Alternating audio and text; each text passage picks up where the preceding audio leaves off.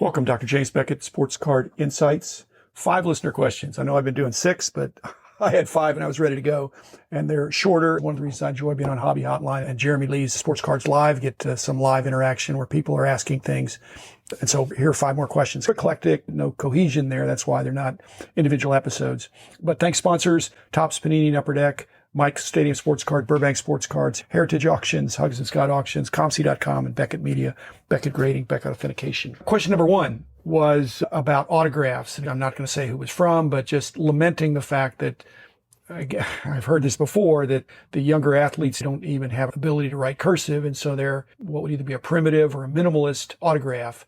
All I can say on that is that I'm not in favor of it. I'm not sure how to police it, but my rule is if it's not recognizable on a plain 3x5 for Steve Grad or Jimmy Spence or any of the other fine authenticators that are out there, if they can't recognize it on a plain 3x5 to know what sport, what player it is, to me that's unacceptable. I would hope that athletes would be proud of their signature, whether they're signing for money or for free. Question 2, again, not going to mention who this is either, but they were talking about at Beckett Publications, what was it like setting prices back in the day?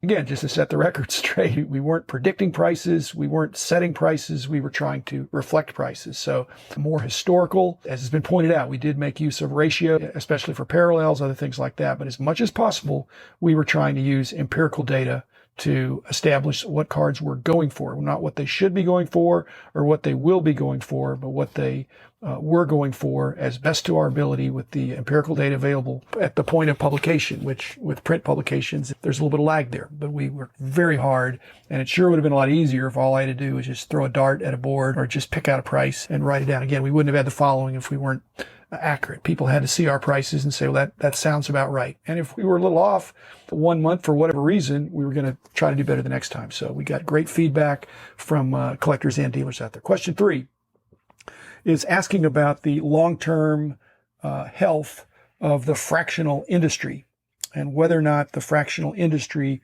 requires a bull market to thrive. And I would say it's pretty obvious if you were Collectible or Rally Road or any of these that are doing fractional in any market, they like it a lot better if it's a bull market, if things are going up. But if things are not going up, there's still a place for the fractionals. I would like to own a portion of a Wagner or a portion of a 52 Topps Mantle or any other glamour card that I would be reluctant to spend huge bucks for. So I think fractionals can still be a viable and healthy alternative for the cards that are out of reach for 90.9%. Where fractionals could get in trouble in a mixed market or even a down market is if they are acquiring things at too high a price or they are moving down market. I don't like their market basket kinds of things. I like the unbelievable stuff that they're coming up with, that your best chance at it is getting a piece of it because there's only one of something or there's such a limited number and such a high price. So again, fractionals are getting investment, and surely that external investment from private equity does not require the assumption that there's going to be a bull market for the rest of their lives. Question 4 was from Brent Coates. Brent was responding to the post-serial episode that I did with Ken Marks, which has been a while now, but any of these episodes that are very particular to a certain set and that I do with a person that has wonderful memory, people like those. And so Brent was mentioning that it reminded him of his experience with his dad. His dad was pretty close to my age, and his dad also had a heart attack, but he's survived it. Many people do not survive a heart attack. 40% of the people get a heart attack. Their first symptom and their only symptom is sudden death. So I'm very blessed to get a second chance. Brent's dad got a second chance. At any rate, Brent's dad had a collection of almost complete, very close to complete, of the post-serial cards. And 61, 2, and 3. So his dad, that would have been in his wheelhouse, in my wheelhouse as well. And then later as a collector, I put those sets together. They're really tough to complete. There's some really tough cards. So he was writing me for a couple of reasons. One, that I can't help him, that he needs Willie Davis, card number 119, which is a very tough card. I had it, but I no longer have it. So I don't, but that's the only card he and his dad and his brother need for completing that run, which again is an amazing accomplishment.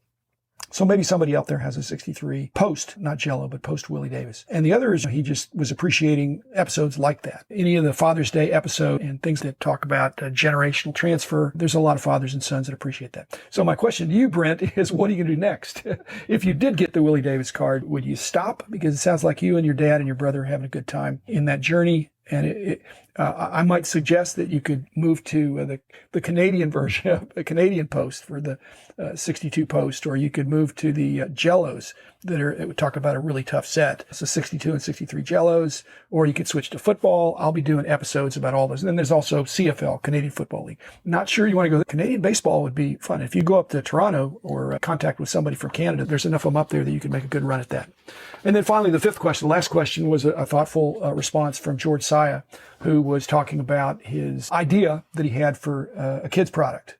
And it wasn't a kid's product per se, but it was an interesting idea. I don't think it's practical, George, but it's worth putting out there. I do know that the card companies listen to this podcast, and so I'll just put out there what you said. You had the kind of interesting idea that there'd be tiered pricing or dual pricing on open product in the LCSs, in the local card shops, that they would have one price if you open it in front of them and a higher price if you take it and leave with it unopened. I think there's something about sales tax in Texas that you pay sales tax on food depending on whether it's opened or not opened, or prepared or not prepared. So there is a two-tiered treatment. But first of all, I don't know how you define a kid, because if the kid walks in or the dad walks in, it's for my son, it's for my daughter. That's tricky. But I like the interesting idea. And you mentioned that if people were encouraged to buy the box and open it there, if there was a discount for doing that, again, hard to police that, but if you were to get a discount for that and it was through the LCS, through the local card shops, and it had a kid element to it, I like that. I like the fact that that activity was going on in the LCS, that, as you said, would increase excitement at the LCS, that they're breaking it right there. And finally, positive consequences. It might have some discouragement for people that are flipping the wax, or buying it in the LCS and then flipping it, or buying it at Target or Walmart, if you can even find it there. This would be a problem for those venues as well. But in the LCS, if people were opening the cards right there, then number one, you wouldn't have this box being flipped or saved up for 5 or 10 years. I'm not a big fan of excess putting back of wax as an investment. I think cards are made to be enjoyed. If it's a very small percentage, that's okay. Two last points about that. Number one is kids generally want what they can't have. They want what the big kids want, or what the adults want. They're really smart.